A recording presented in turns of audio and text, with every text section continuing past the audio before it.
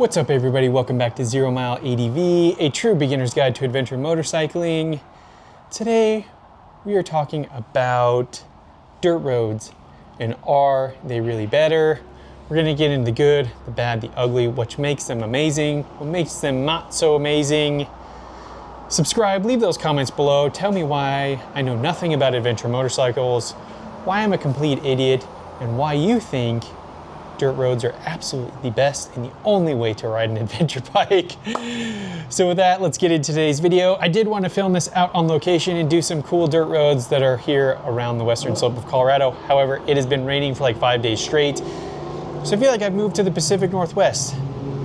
But the downside is that when it rains here, the dirt turns into peanut butter and you just cannot ride. And so we're back here in the humble 0 Mile warehouse where everything is beginning and starting. So if you're interested, go to zeromileadv.com. I'm working really hard to make apparel that not only functions on the bike, but looks really good when you take the helmet off. And we need community support and feedback in order to do that. So we want to know what you want to ride, what you ride, how you ride, what's going to look good for you. We've got some exciting new products coming, so check us out, zeromileadv.com. And with that, let's get into today's video. So let's talk about what I think when people buy an adventure bike, or maybe me, let's talk about my perspective. But when you buy an adventure bike, you think of just these amazing dirt roads and just incredible scenery. And one thing that I learned doing a couple of BDRs, now doing 2, is that sometimes you get into a few locations that not a lot of people get the opportunity to enjoy and see. And I think that truly makes adventure riding special and unique. I remember there's one section on the New Mexico BDR where it does this like large left-hand kind of like horseshoe shape, and you get out near the Arizona border and you're up in these mountains and you get up high, probably like 9,000 feet, and you're looking to your west and you're overlooking these mountains that really I didn't even know existed in Arizona. And it is just amazing. And the road's a little rough. And so aside from other people doing the New Mexico BDR or ranchers or Forest Service people, like how many people have actually been able to take in that view and to enjoy it? And I don't think a lot. And so I think for me, that is what truly makes adventure motorcycling amazing. Another great example is if you ride, there's an amazing paved road that takes you to this little town of Gateway here on the western slope of Colorado. And then from there, there's a dirt road that will cut you over this area called Paradox Valley. It is like a hidden gem. It is absolutely incredible. And I never would have ridden back there or seen it had I not been on the adventure bike. And you ride in this cool canyon along this and you see this old historic like water trough that they built along the rock wall.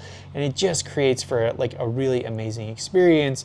But you can't take that in if you're doing 100 miles an hour or riding the gnarliest course there is, because you're focused on riding, at least hopefully you are. With that, let's move into some of the challenges of dirt roads and why it may not be the perfect adventure for you. You know, for me, one of the best things I love to do is I love to get on the bike, go for a cool ride, get some great scenery, but then also be able to stop for a really good cup of coffee. You know, if you're on the GS, you got to stop at Starbucks. I think it's like required. Like you got to they'll even do your oil change, I think now, if you have a GS and you stop at Starbucks.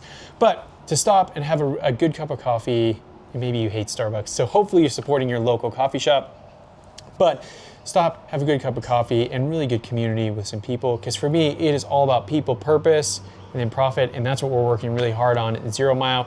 We're putting people first, our purpose of why we're trying to make something, and then hopefully the money will come so that we can put food on the table for our employees, which really is just me and one other person.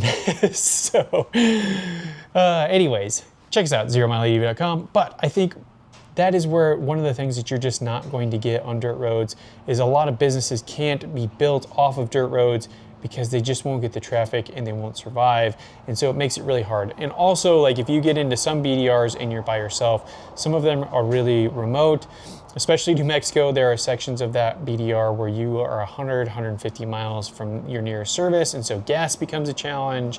If your bike breaks down, getting somebody out there to help you, to locate you, etc. So hopefully you have like a GPS communicator, etc. Although the new iPhones will do satellite SMS, so hopefully you could like send a location and get somebody a message to a loved one, and then they could send somebody your way. but it just makes it really hard. So I think there's a reason why pavement still matters. You know, I think one of the things with pavement is there is still a good skill set to be had riding a motorcycle on paved roads. You know, being able to ride a twisty canyon at pace, we don't need to do 75 and a 35, but you know, if we're doing 35, 40, like, can we keep that pace up through those corners and still be safe? Riding within 80% of our limits, of course. Hey, if you wreck, it's not on me because you're riding like an idiot, okay? So leave those comments below. Tell me why I'm always wrong. Anyways, but, you know, riding a good pavement road, for example, if you cross the Colorado border into Utah here, there's kind of a back way into Moab. I can't remember the name of the road right now. I'll leave it here so you know what it is. But it is an amazing, amazing road.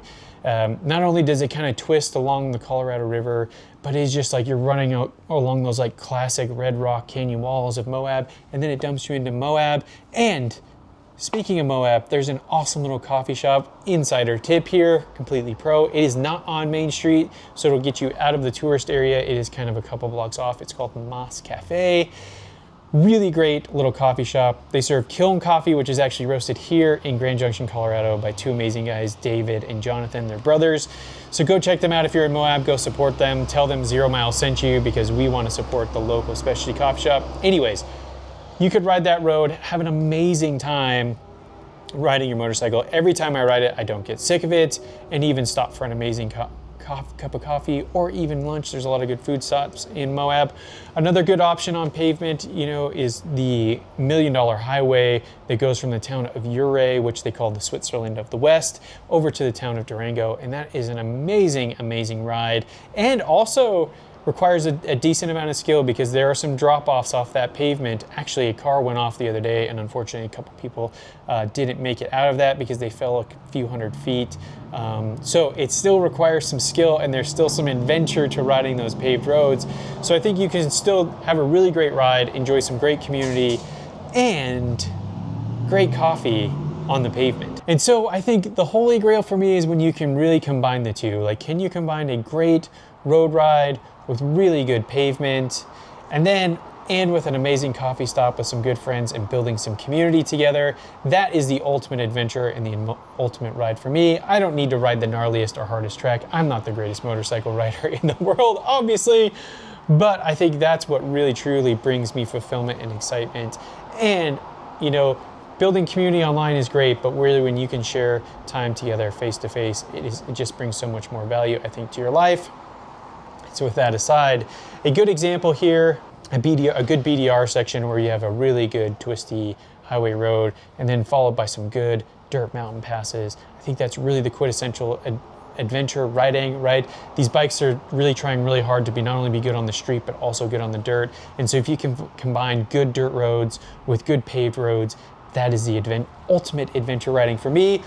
I could be wrong though. For all of you guys that are 890 Adventure R riders and have just completely destroyed me about how much I'm an idiot because I just didn't love the 890R, leave those comments below. Tell me why you are only riding Chris Birch style, single track, gnarly stuff, hard enduro on your adventure bike, because that's what true adventure is. Leave those comments below. I want to hear from you. So with that, what do you think? Are dirt roads really the only way to ride an adventure bike? Or are you like me? Is it somewhere in between? Or are you the guy that owns the Ducati Multistrada V4 RS, I think is the new one, which I really want one with that small 19-inch tire. That thing looks like a comfortable rocket that would just be so fun on those canyon roads. Are you that guy? And so for you, you are all pavement. Leave those comments below. Don't forget to subscribe. And if you haven't, check out my video on BDRs and how to plan for your BDR. Let's talk about that next. So you can check out that video.